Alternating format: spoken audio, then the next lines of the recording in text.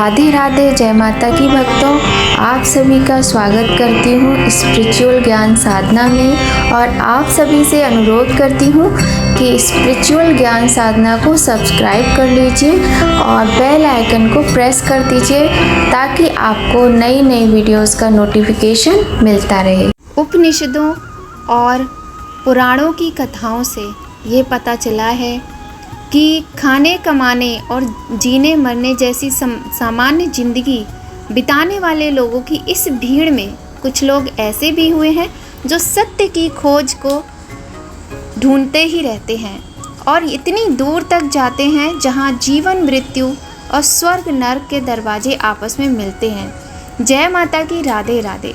कैसे हैं आप सभी लोग? आशा करते हैं सभी लोग बहुत अच्छे होंगे। बताने के लिए कमेंट में जय माता की, राधे राधे अवश्य ही लिखिएगा। आज हम एक ऐसी सुंदर कथा सुनाने वाले हैं आपको जो कठोपनिषद से ली गई है, जो एक 7 साल के बालक नचिकेता की कथा है जो जीवन के सभी पहलुओं के विषय में जानने के लिए स्वयं यमराज तक के पास पहुंच गए थे।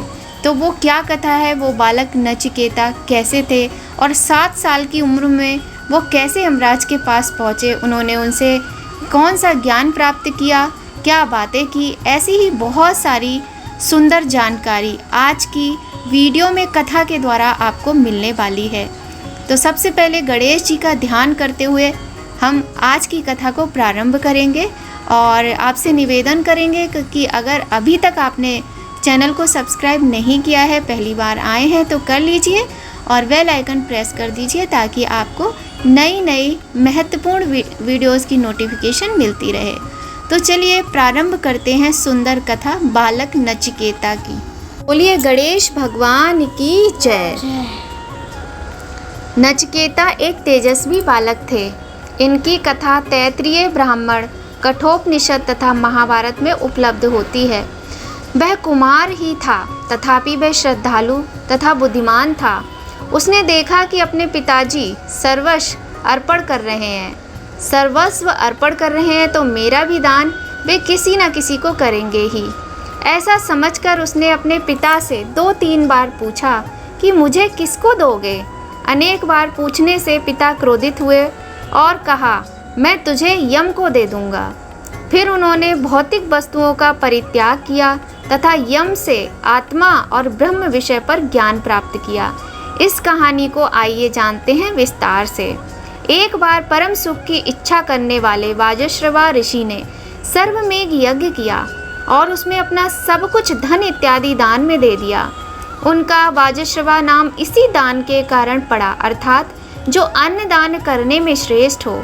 उन वाजश्रवा अर्थात उद्दालक ऋषि का नचिकेता नाम का एक पुत्र था।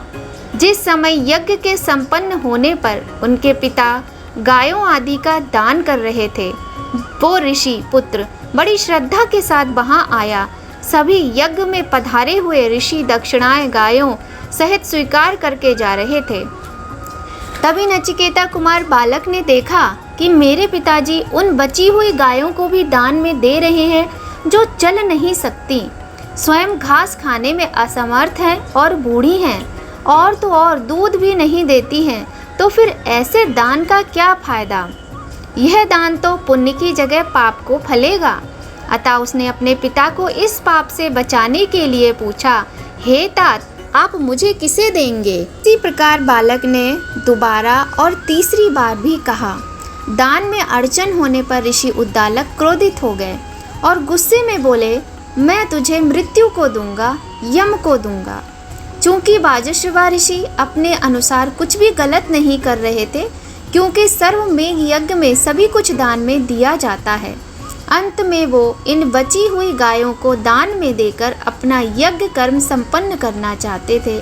चूंकि हम सभी जानते हैं कि यज्ञ से उन्नति होती है, परंतु जो यज्ञ में समर्पण करना हो वह उत्तम होना चाहिए। जो दान दिया है वो उपयोगी होना चाहिए। यह बात वाजश्रवा के मन में नहीं आई, लेकिन उनका बुद्धिमान पुत्र था। अपने पिता को पाप कर्म से बचाने के लिए उसने अपना कर्तव्य पालन किया। नचिकेता अपने पिता के वचन सुनकर अपने मन में सोचने लगे, मैं बहुत शिष्यों में पहले रहता हूँ तथा बहुतों में मध्यम रहता हूँ, पर मैं अधम नहीं हो सकता। और इसमें क्या कर्तव्य हो सकता है जो मेरे दान द्वारा पूरा होगा? मनुष्य अपने कर्म के अनुसार भोग प्राप्त करता है, अतः अब अगर पिताजी ने मुझे मृत्युदंड दिया ही है तो उसे भोगना ही होगा। इसका तात्पर्य है कि यह भी पूर्व कर्म अनुसार ही होगा।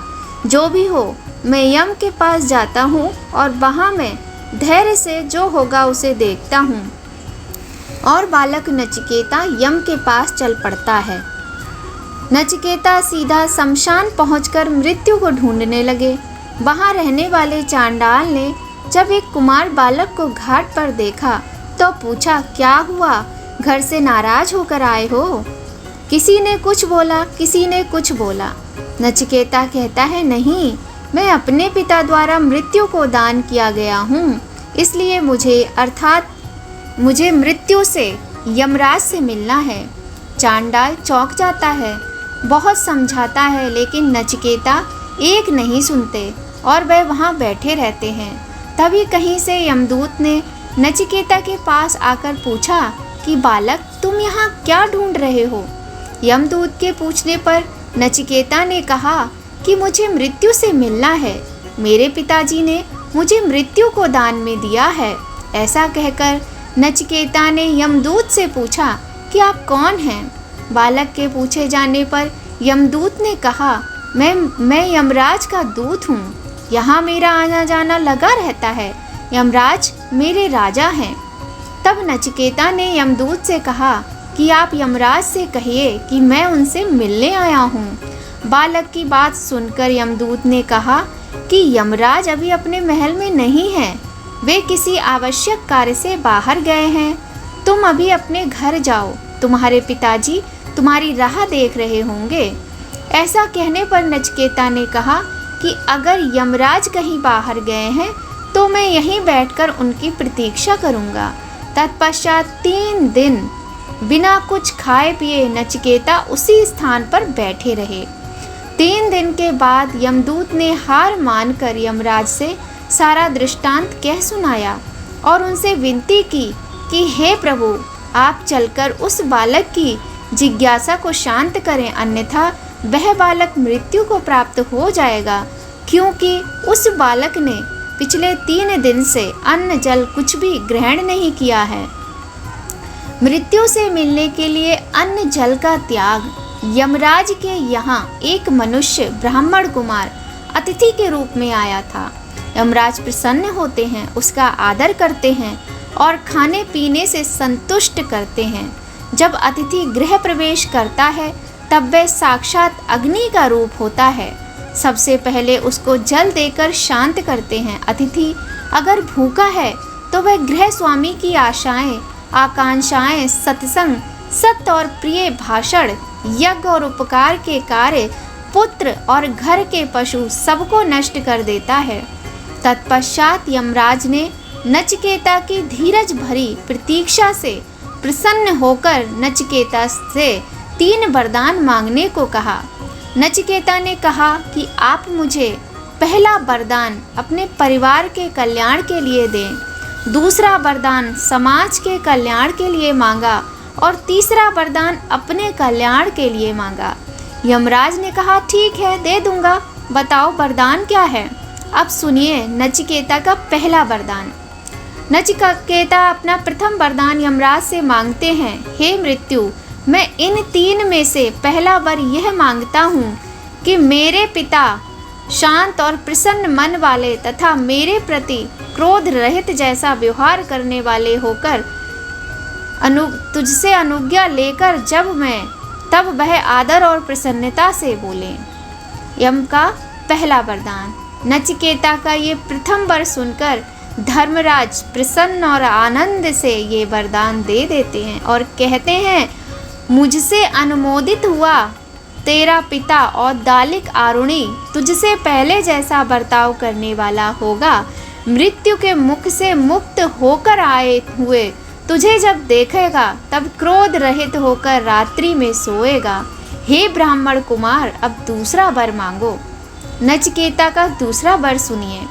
दूसरे वरदान में नचिकेता ने जानना चाहा कि हे प्रभु, स्वर्ग लोक में कुछ भी भय नहीं है, वहाँ आप मृत्यु भी नहीं, वहाँ बुढ़ापे से कोई डरता भी नहीं है, भूख और प्यास से पार है, शोक से दूर स्वर्ग में सभी आनंद प्रसन्न से रहते हैं।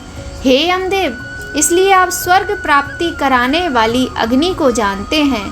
स्वर्ग लोक में रहने वाले अमृतत्व को कैसे प्राप्त करते हैं, इसलिए आप मुझ श्रद्धालु को इसका उपदेश दें।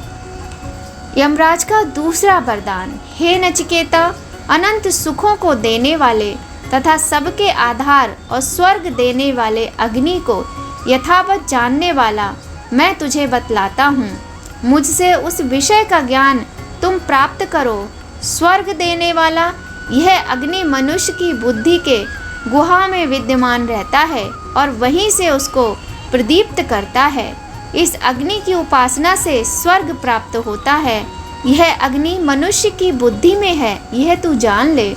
इससे अनंत सुखदायक लोकों की प्राप्ति होती है। यह अग्नि ही सबका आधार है। सभी मानवीय अभ्युदय इसी से शक्ति प्राप्त करके सिद्ध किए जा सकते हैं। यह अग्नि सभी लोकों का आदि है।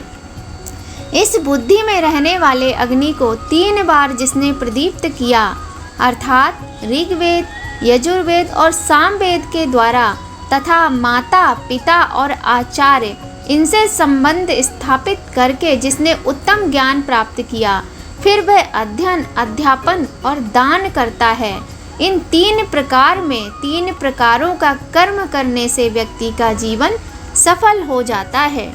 यमराज ने नचिकेता को इस अग्नि ज्ञान के साथ साथ एक और वरदान दिया कि जिस अग्नि का मैंने तुझे ज्ञान दिया है उसे नचिकेताग्नि कहा जाएगा। और जो भी व्यक्ति अपने माता पिता और गुरु को याद कर इस नचिकेताग्नि का नाम लेकर हवन और अध्ययन, अध्यापन और दान ये 3 कर्म करेगा, जो जन्म मृत्यु से परे होगा और ब्रह्म से उत्पन्न प्रशंसनीय देवों को जानकर पूर्ण शांति को प्राप्त करता है। यमराज ने नचिकेता को अनेक रूप रंगों वाली माला दी। क्षमा कीजिएगा। यमराज ने नचिकेता को अनेक रूप रंगों वाली माला दी और कहा कि ये माला ज्ञान तत्वमयी माला है, ना तो ये फूलों की और ना ही ये रत्नों की है। बुद्धि में रहने वाली ज्ञानाग्नि के साथ रहने वाली तत्व ज्ञान परंपरा को अबाधित करने वाली यह ज्ञान माला है, जिसे नचिकेता ने धारण किया। हे नचिकेता, अब तू अपना तीसरा वर मांग। नचिकेता का तीसरा वर सुनिए। नचिकेता तीसरा वर मांगते हैं। मनुष्य की मृत्यु होने पर जो यह संदेह होता है कि कोई कहता है कि यह है और कोई कहता है यह नहीं है, आपके द्वारा ज्ञान प्राप्त करके मैं ये सच जानना चाहता हूँ। यम ने कहा, देवों ने भी इस विषय को पहले संदेह से लिया था, लेकिन यह जानना इतना आसान नहीं है। यह अति सूक्ष्म ज्ञान है। हे नचिकेता, कोई अन्य वर मांग, मेरे ऊपर दबाव न डाल, इस वर को छोड़ दे। नचिकेता कहता है, हे मृत्युयम, जिस कारण देवों ने भी संदेह किया था और आप भी कहते हैं कि उसको जानना सुबोध नहीं है, तो फिर इस विषय का उपदेश करने वाला आपसे भिन्न मुझे दूसरा मिलने वाला कोई नहीं है। इसलिए प्रभु, मुझे इसके अलावा कोई दूसरा वर नहीं चाहिए। यमराज सोचते हैं कि अगर जो व्यक्ति ज्ञान का अधिकारी नहीं है उसको ज्ञान दिया जाए तो उसका नाश हो जाता है। यह सोचकर यमराज उसे प्रलोभन देकर उसकी परीक्षा लेते हैं। यमराज के द्वारा नचिकेता को क्या प्रलोभन दिया गया, सुनिए। यम कहते हैं, 100 वर्ष की आयु वाले पुत्र और पौत्र मांग, बहुत से पशु मांग, हाथी, सोना, घोड़े मांग, और तू उतने वर्ष जीवित रहे जितना तू जीना चाहता है। यदि तू इसके समान कोई दूसरा वर चाहता है तो वह मांग। धन और दीर्घ आयु मांग। नचिकेता, तू विस्तृत भूमि पर राज्य कर, मैं तेरी सारी कामनाओं को भोगने के लिए तुझे अधिकारी बनाता हूँ। जो जो भोग इस मृत्यु लोक में दुर्लभ हैं, तू उन सबको मांग, जैसे कि सुंदर स्त्रियां, रथ, बाज के समान दास प्राप्त कर उनसे अपनी सेवा करा, लेकिन मृत्यु के बारे में कुछ मत पूछ। नचिकेता कहते हैं, हे मृत्युयम, मानव की सब इंद्रियों में जो तेज रहता है, उस तेज को ये सब भोग जीर्ण और क्षीण करते हैं। फिर चाहे जीवन कितना भी लंबा हो, तो भी वह सब कुछ अल्प ही है। सो आप अपने घोड़े और नृत्य गीत अपने ही पास रखिए। मनुष्य धन से तृप्त कभी नहीं हो सकता। तेरा दर्शन होने पर मुझे धन जितना चाहे उतना मिलेगा, जितना तू चाहेगा उतना हम जिएंगे, लेकिन मेरा वर तो वही एक ही है, क्योंकि भूमि पर नीचे रहने वाला जीर्ण और क्षीण होने वाला तथा मरने वाला मानव क्षीण न होने वाले देवों के पास जाकर और ज्ञान प्राप्त करके रंग रूप के भोगों का आनंद करता हुआ इसे अति दीर्घ जीवन में भला कौन आनंद मान सकता है। हे यम, जिसके विषय में सब संदेह करते हैं और जिन्हें ज्ञान है, वे देवता दूर के परलोक में हैं, इसलिए इस विषय पर मुझे ज्ञान दे। जो ये गूढ़ स्थान में प्रविष्ट होकर गुप्त रहने वाला वर है, उससे भिन्न किसी दूसरे वर को नचिकेता ने नहीं मांगा। यम कहते हैं, श्रेय अर्थात कल्याण करने वाली वस्तु भिन्न है और प्रिय लगने वाली वस्तु उससे विभिन्न ही है। यह दोनों वस्तुएं पुरुषों को बांध देती हैं, लेकिन उनमें से श्रेय वस्तुओं को धारण करने वाले व्यक्ति का भला होता है। जो प्रेय धारण करता है वो अपने उद्देश्य से नीचे गिरता है। श्रेय और प्रेय दोनों मनुष्य के पास आते हैं। इनका विचार करके मनुष्य उनमें से किसी एक को चुनता है और पसंद करता है। बुद्धिमान पुरुष श्रेय को और प्रेय से अधिक पसंद करते हैं, लेकिन मंद बुद्धि व्यक्ति हमेशा योगक्षेम चलाने के हेतु से प्रेय को ही स्वीकार करता है। हे नचिकेता, तूने अच्छी तरह से विचार करके प्रिय और प्यारे दिखने वाले भोगों को छोड़ दिया है तथा जिनमें बहुत से मनुष्य डूबते हैं, ऐसे द्रव्य की माला भी स्वीकार नहीं की। ये तूने बहुत अच्छा किया। यमराज प्रसन्न होते हैं, क्योंकि नचिकेता ने अपनी परीक्षा पास कर ली थी, सफलता प्राप्त कर ली थी। तब यमराज ने नचिकेता को आत्मज्ञान का अधिकारी मान उसे आत्मज्ञान सुनाना आरंभ किया। नचिकेता और यमराज का संवाद अब हम सुनते हैं। नचिकेता कहते हैं, किस तरह शरीर से होता है ब्रह्म का ज्ञान व दर्शन। यमराज उत्तर देते हैं, मनुष्य शरीर, 2 आँख, 2 कान, 2 नाक के छिद्र, 1 मुंह, ब्रह्मरंध्र, नाभि, गुदा और शिश्न के रूप में 11 दरवाजों वाले नगर की तरह है, जो ब्रह्म की नगरी ही है। वे मनुष्य के हृदय में रहते हैं। इस रहस्य को समझकर जो मनुष्य ध्यान और चिंतन करता है, उसे किसी प्रकार का दुख नहीं होता। ऐसा ध्यान और चिंतन करने वाले लोग मृत्यु के बाद जन्म मृत्यु के बंधन से मुक्त हो जाते हैं। नचिकेता कहते हैं, क्या आत्मा मरती या मारती है? यमराज का उत्तर है, जो लोग आत्मा को मारने वाला या मरने वाला मानते हैं, वे असल में आत्मा को नहीं जानते और भटके हुए हैं। उनकी बातों को नज़रअंदाज कर देना चाहिए, क्योंकि आत्मा ना मरती है और ना ही किसी को मार सकती है। अब नचिकेता कहते हैं, कैसे हृदय में माना जाता है परमात्मा का वास? यमराज उत्तर देते हैं, मनुष्य का हृदय ब्रह्म को पाने का स्थान माना जाता है। यमदेव ने बताया, मनुष्य ही परमात्मा को पाने का अधिकारी माना गया है।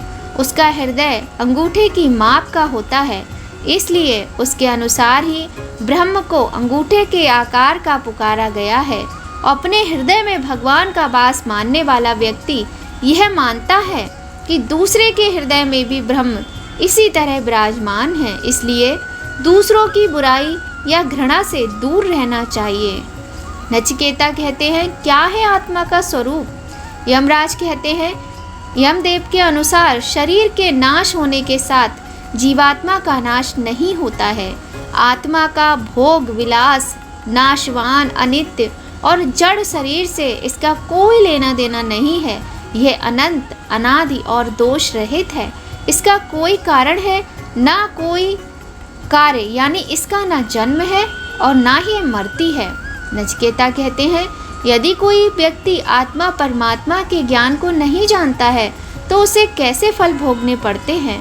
यमराज उत्तर देते हैं, जिस तरह बारिश का पानी एक ही होता है, लेकिन ऊंचे पहाड़ों पर बरसने से वह एक जगह नहीं रुकता, नीचे की ओर बह जाता है, कई प्रकार के रंग, रूप और गंध में बदलता है, उसी प्रकार एक ही परमात्मा से जन्म लेने वाले देव, असुर और मनुष्य भी भगवान को अलग अलग मानते हैं और अलग मानकर ही पूजा करते हैं।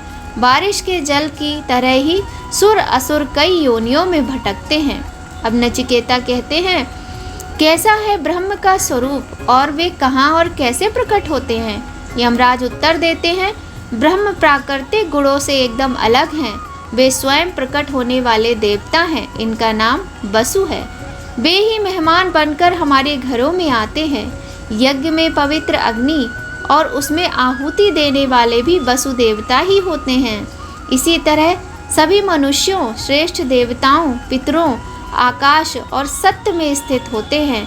जल में मछली हो या शंख, पृथ्वी पर पेड़ पौधे, अंकुर, अनाज, औषधि या पर्वतों में नदी, झरने और यज्ञ फल के तौर पर भी ब्रह्म ही प्रकट होते हैं। इस प्रकार ब्रह्म प्रत्यक्ष देव हैं। नचिकेता कहते हैं, आत्मा निकलने के बाद शरीर में क्या रह जाता है। यमराज कहते हैं, जब आत्मा शरीर से निकल जाती है तो उसके साथ प्राण और इंद्रिय ज्ञान भी निकल जाता है। मृत शरीर में क्या बाकी रहता है, वह नज़र कुछ नहीं आता, लेकिन वह परम ब्रह्म उस शरीर में रह जाता है जो हर चेतन और जड़ प्राणी में विद्यमान है। नचिकेता कहते हैं, मृत्यु के बाद आत्मा को क्यों और कौन सी योनियाँ मिलती हैं। यमदेव के अनुसार अच्छे और बुरे कामों और शास्त्र, गुरु, संगति, शिक्षा और व्यापार के माध्यम से देखी सुनी बातों के आधार पर पाप पुण्य होते हैं। इनके आधार पर ही आत्मा मनुष्य या पशु के रूप में नया जन्म प्राप्त करती है। जो लोग ज़्यादा पाप करते हैं वे मनुष्य और पशुओं के अतिरिक्त अन्य योनियों में जन्म पाते हैं। अन्य योनियाँ जैसे पेड़ पौधे, पहाड़, तिनके आदि।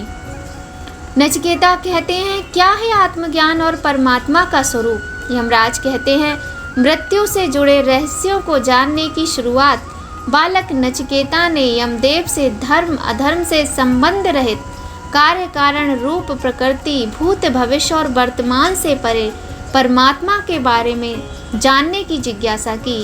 यमदेव ने नचिकेता को ओम को प्रतीक रूप में पर ब्रह्म का स्वरूप बताया। उन्होंने बताया कि अविनाशी प्रणव यानी ओमकार ही परमात्मा का स्वरूप है। ओमकार ही परमात्मा को पाने के सभी आश्रयों में सबसे सर्वश्रेष्ठ और अंतिम माध्यम है। सारे वेद, कई तरह के छंदों व मंत्रों में यही रहस्य बताए गए हैं। जगत में परमात्मा के इस नाम व स्वरूप की शरण लेना ही सबसे उत्तम उपाय है।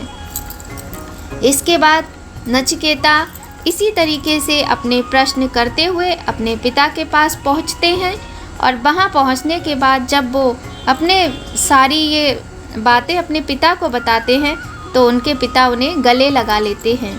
और जब वो देखते हैं कि उनका जो पुत्र है वो परम ज्ञानी है, ऐसा सोचकर वो अपने पुत्र को छोड़कर वन में तपस्या करने के लिए चले जाते हैं।